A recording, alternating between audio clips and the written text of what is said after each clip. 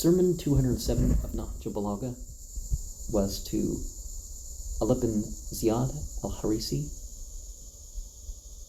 who was reminded that his vast wealth wasn't going to go with him to the afterlife, and that it had obligations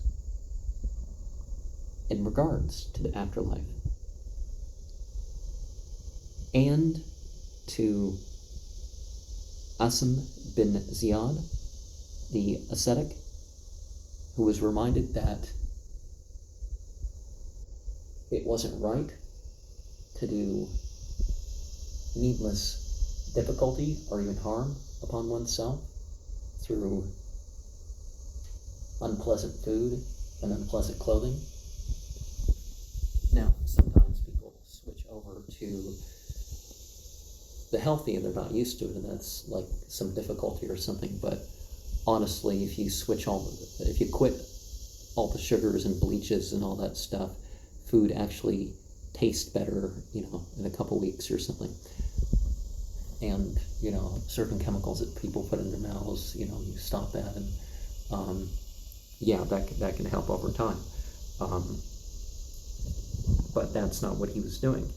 His family had rights upon him. And Prophet Muhammad reminded the people that not only does he eat some days rather than fasting every day, and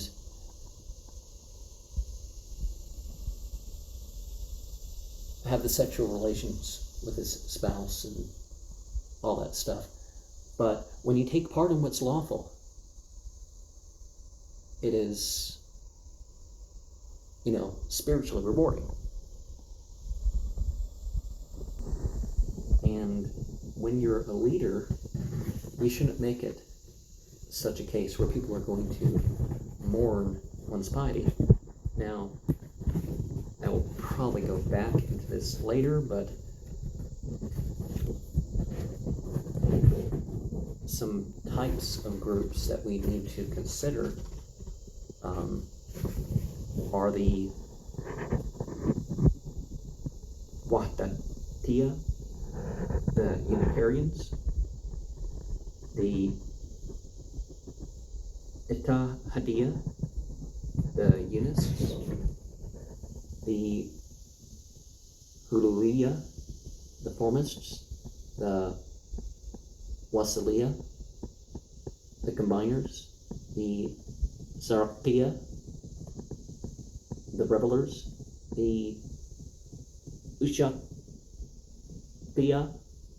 the Lovers, and the Tonqiyya.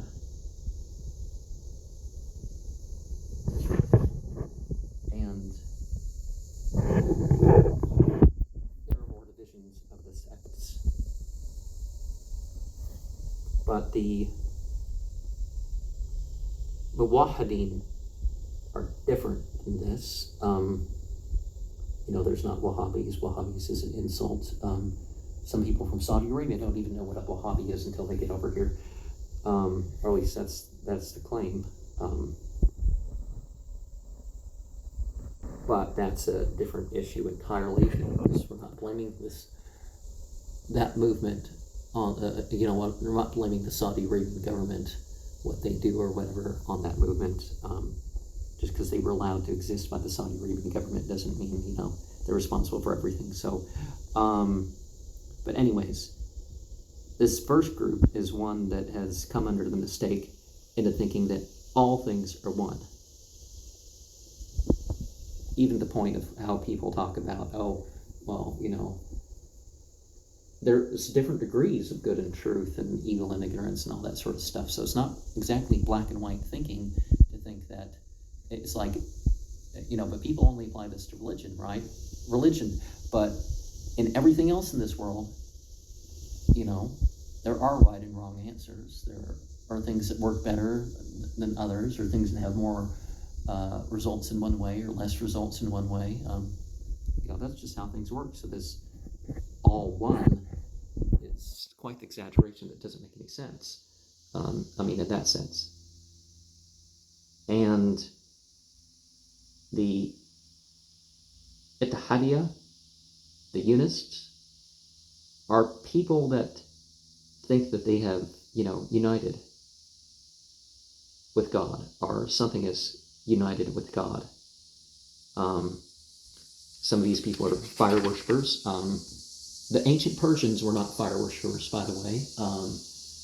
A lot of people in the Islamic community pass on that rumor, the sort of things that some of the Greeks have said, but they weren't themselves. And it wasn't Prophet Muhammad that said this, and it wasn't any of A'imma that said this. It was other people that were supposed to come to the conclusion that Persians were fire worshippers. Now, there's a place in Afghanistan where some people come to worship God and other people worship the fire, or they more accurately worship the fire as a way of worshiping God. But Islam, we don't fall into that sort of thing that we think that our intercession, our worshiping others as intercessors and that sort of stuff, that it's valid if you just get the right list. And it's like, no, you're only supposed to worship God. The Hulula, the foremost, are the people who claim to be perfect and to be personal dwellings of divinity. Now, as compared to some, and you got the Wasila, the combiners, and they believe that the law, the middle path law, as the Sharia really is, that it's a way of development. Yeah, it is a way of development,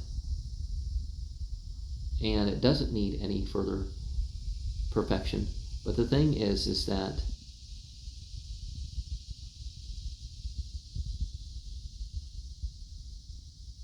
the worship and stuff continues to be of use. So that they're like the people that think, oh, you only worship until you achieve a certain level of perfection. Now, Surah 15, especially if you look at it in context, but there's a certainty that happens with death, and there's a certainty that happens after things come to pass. It's not saying that, oh, well, if you only believe for strong enough, you can just abandon all religious practice. That's absolutely not what it's saying. But you know how people are when they try to pick out one phrase and forget what's before or after it. But they know what they're doing, I think. The Saraqiya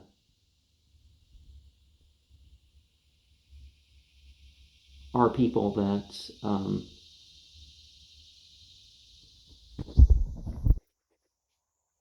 they're ascetics, but they have taken things like the playing of musical instruments and such, and rather worldly professions, as if that's the way to, worship God. You can entrain and heal through music, but then again, it's not, if you pick certain tones, even with your voice, you're going to detract some people. Some people will like one thing or another, and let's not limit our attachment to religion on style and stuff.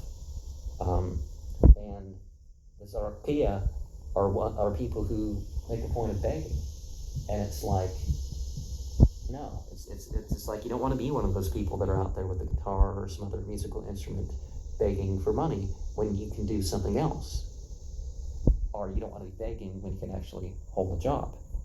The Ushaqiyya are people who think that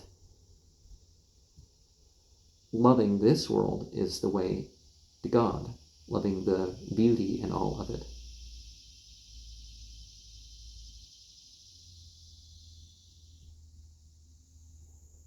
But your lusts are not the way to guidance.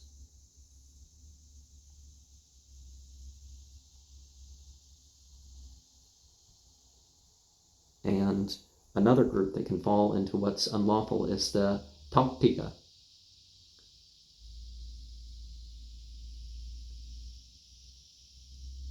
And some people will think that, if they just meditate hard enough and get, that's sensual, psychological, emotional high that can come through rituals and meditation and through your regular stuff that you hear Islamically recommended. So, saying 257